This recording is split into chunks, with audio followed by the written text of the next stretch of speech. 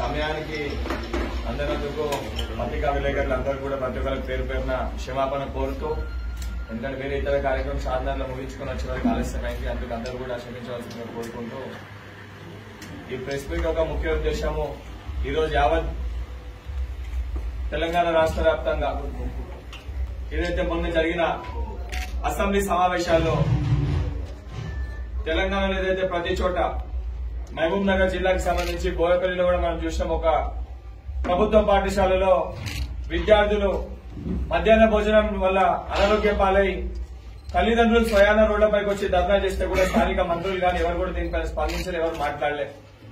అదేవిధంగా తెలంగాణ రాష్ట్ర వ్యాప్తంగా గత కొద్ది రోజులుగా రోజు చూసుకుంటే ప్రతిరోజు ఒక కొత్త సంఘటన.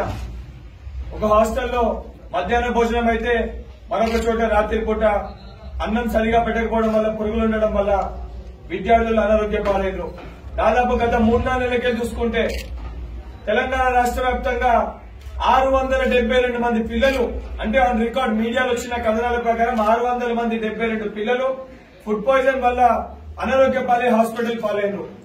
దురదృష్టవశాతం ఏ అంశం పైన కూడా దీనిపైన పర్యవేక్షణ గురించి కానీ ముఖ్యమంత్రి గారు ఏ ఒక్క రివ్యూ కండక్ట్ చేయకపోవడము, కనీసం విద్యాశాఖ మంత్రి ఏ ఒక్క హాస్టల్లో రివ్యూ చేసి పోయి అక్కడ అదే పరిస్థితులు ఎందుకు జరిగిన ఒక ధైర్యాన్ని విద్యార్థులకు కానీ తల్లిదండ్రులకు కానీ కల్పించడం జరగలేదు.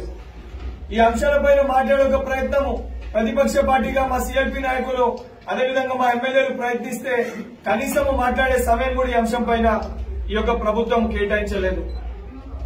దానితో పాటు బాసరా IIITలో ఏదైతే విద్యార్థులు వాళ్ళ సమస్యలపైన వారు పోరాడి వాళ్ళకి సరైన భోజనం పెడతలేదని చెప్పి పోరాడిన విద్యార్థులపైన తల్లిదండ్రులపైన కేసులు పెట్టారు.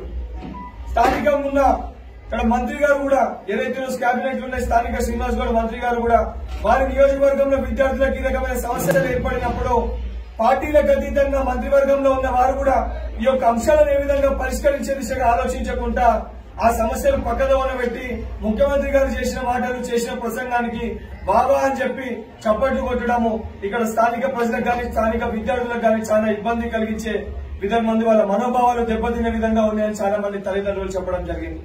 ఈ ప్రెస్ మీట్ ఉద్దేశించి తెలంగాణలో ఉన్న ముఖ్యమంత్రి గారికి స్థానికంగా ఉన్న మంత్రి గారికి ఏదైతే మీ జిల్లాలో ఉన్న ప్రతి హాస్టల్, ప్రతి ఒక్క గవర్నమెంట్ హాస్టల్, దాంతో పాటు గురుకుల పాఠశాలలు మీరు స్వయంగా మీరు వెళ్లి మధ్యాహ్న భోజనం మీరు తింటే ఆ పిల్లల బాధ ఆవేదన ఏ విధంగా ఉంటుందో మీకు తెలుస్తుంది. నిజంగా మీరు ఎన్నికల ముందు మీరు చేసిన వాగ్దానాలు ఉన్నాయో, ముఖ్యమంత్రి గారు మనవడు తినే భోజనమే మీరున్న ప్రతి ఒక్క పిల్లగాడు, ప్రతి ఒక్క తెలంగాణలో ఉన్న ప్రతి ఒక్క విద్యార్థి తింటాడు గురుకుల పాఠశాలలో అని చెప్పారు. నిజంగా చెప్పిన మాటలు వాస్తవం అంటే మీరు రేపు పొద్దుననే మీ స్థానికంగా ఉన్న నాయకులను పట్టుకొని మీరు కూడా హాస్టళ్లలో ఈ యొక్క ప్రభుత్వ పాఠశాలలో మధ్యాహ్నం భోజనం తిని నిజంగా మెరుగైన భోజనం ఉందని చెప్పి చూపించాల్సిన అవసరం ఉందని చెప్పి మేము ఎన్ఎస్వై పక్షాన స్థానికంగా ఉన్న మంత్రి గారిని మేము కోరుతున్నాము. దానితో పాటు ఏదైతే రాహుల్ గాంధీ గారి భారత్ జోడో యాత్ర అని చెప్పని కన్యాకుమారిలో ప్రారంభమైన యాత్ర అక్టోబర్ 28వ తారీఖున, సుమారుగా అక్టోబర్ 24 నుంచి 28వ తారీఖు మధ్యలో వారి యాత్ర తెలంగాణ ప్రాంతంలోకి రాబోతుంది. ఈ యాత్ర మొత్తంలో కూడా పాలమూరు యూనివర్సిటీ ప్రాంగణంకి వెళ్లి యాత్ర పోతుంది. కాబట్టి మేము మా అధిష్టానాన్ని కూడా రాహుల్ గాంధీ గారు కూడా రిక్వెస్ట్ చేసి ఈ యొక్క మహబూబ్ నగర్ జిల్లాలో పాలమూరు యూనివర్సిటీకి సంబంధించిన విద్యార్థులను కూడా కల్పించే ప్రయత్నం చేస్తాము. ఎందుకంటే తెలంగాణ రాష్ట్రం వచ్చిన తర్వాత తెలంగాణ రాష్ట్ర ఏర్పాటులో కీలక పాత్ర ఆ రోజు పోషించింది యూనివర్సిటీ విద్యార్థులే. ఈ యొక్క యాత్రలో కూడా ఎన్ఎస్ఐ ముందుండి విద్యార్థులు ఏ కళతో తెలంగాణ కోసం పోరాటం చేసిరో ఆ కళ ఈ రోజు ఏదైతే ఉద్యోగాలు గాని నిరుద్యోగ అంశాలపైన గాని ఎంతమంది నిరుద్యోగులు ఆత్మహత్యలు చేసుకుని తెలంగాణ వచ్చిందో ఆ ఆత్మహత్యలు చేసుకున్న విద్యార్థుల సంఖ్య కూడా అందరికీ కూడా జోడీకరించి వాళ్ళ తల్లిదండ్రులని కూడా రాహుల్ గాంధీ గారికి కల్పించే ఒక ప్రయత్నం చేస్తాము.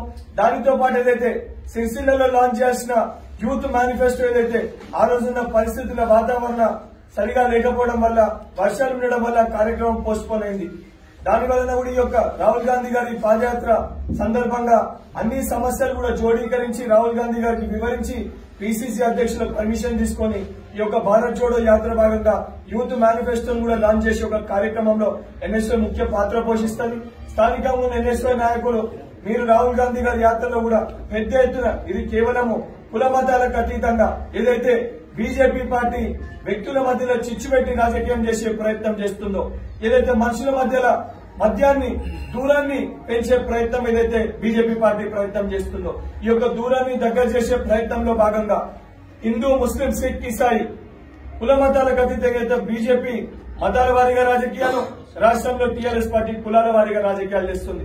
కుల మతాలకు అతీతంగా నిజమైన ప్యాట్రియాటిజానికి సిద్ధంగా ఏదైతే భారత్ జోడో యాత్ర అని 3 రంగుల జెండా పట్టుకొని ప్రారంభించిన రాహుల్ గాంధీ గారి యాత్రకి ఈ యాత్రను కూడా ప్రతి ఒక్క కాలేజ్ లో, ప్రతి ఒక్క యూనివర్సిటీలో, ప్రతి ఒక్క విద్యార్థికి తెలిసే విధంగా వాళ్ళు కూడా ఈ యాత్రలో రాహుల్ గాంధీ గారితో నడుము గట్టి వారు కూడా ఈ యొక్క పాదయాత్రలో పాల్పంచుకునే విధంగా స్థానిక ఎన్ఎస్ఓ నాయకులు ఈ యాత్రని గ్రామ స్థాయి వరకు తీసుకుపోవాలని చెప్పి ఎన్ఎస్ఓ పక్షాన కోరుకుంటూ ఈ యొక్క ప్రెస్ మీట్ కు వచ్చిన ప్రతి ఒక్క పత్రికా విలేకరులకు, అదేవిధంగా స్థానిక మహబూబ్ నగర్ జిల్లా కాంగ్రెస్ పార్టీ నాయకులకు, మా ఎన్ఎస్ఓ సైనికులకు అందరూ కూడా ప్రత్యేక కృతజ్ఞతలు తెలియజేస్తూ ముగిస్తాను. ధన్యవాదాలు. హాయ్ ఫ్రెండ్స్, మా టుడే టుమారో యూట్యూబ్ ఛానల్ చూస్తున్నందుకు చాలా థ్యాంక్స్. మరిన్ని లేటెస్ట్ వీడియోస్ కోసం వెంటనే సబ్స్క్రైబ్ చేయండి. అలాగే ఈ బెల్ ని కూడా రింగ్ చేసేయండి. మా నోటిఫికేషన్స్ అన్ని మీ మొబైల్లో వస్తాయి. అలాగే మా వీడియోస్ మీకు నచ్చితే లైక్ చేయండి, షేర్ చేయండి, నచ్చకపోతే కామెంట్ చేయండి.